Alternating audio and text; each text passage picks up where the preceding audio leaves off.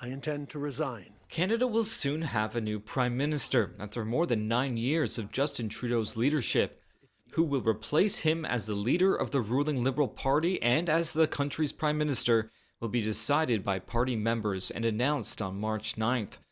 Reuters Canada Bureau Chief Caroline Stauffer explains how we got here.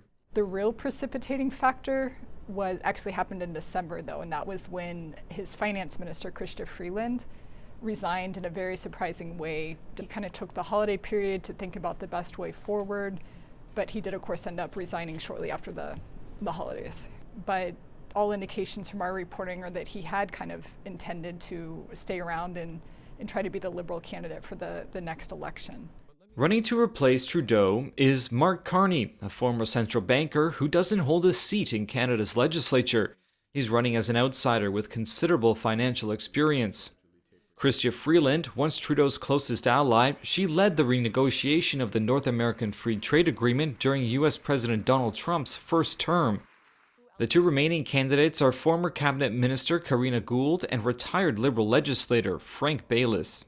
Well, it's going to be a wild ride. Chief data scientist at Nanos Research Nick Nanos says even before the results have been released, rival Conservative Party leader Pierre Poilievre has already taken aim at a perceived frontrunner.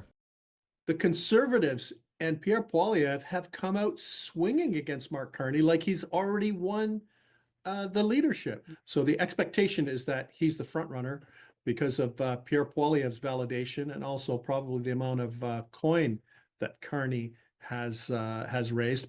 With Trudeau at the helm, polls had indicated the Liberals were certain to lose the next election. It was like the death spiral for the Liberal Party of Canada. Now, fast forward, Justin Trudeau stepping down, Donald Trump slapping on tariffs, the Liberal leadership kicking into play, and that 27-point advantage that the federal Conservatives had has, for all intents and purposes, almost vanished. The next federal election must be held by October 20th, but could come earlier or even almost immediately after Trudeau's replacement is named. Nanos says the next Liberal leader will have to work to separate themselves from the unpopular Trudeau, no matter who wins. But he says Canadian voters may be weighing other factors. For Canadians, they may end up voting for a party that they don't like. They may end up voting for a leader that they don't like, because the fundamental ballot question is not going to be, is it time for change, which is what we thought it was until 6 weeks ago. It is going to be, who can best manage the relationship with Donald Trump.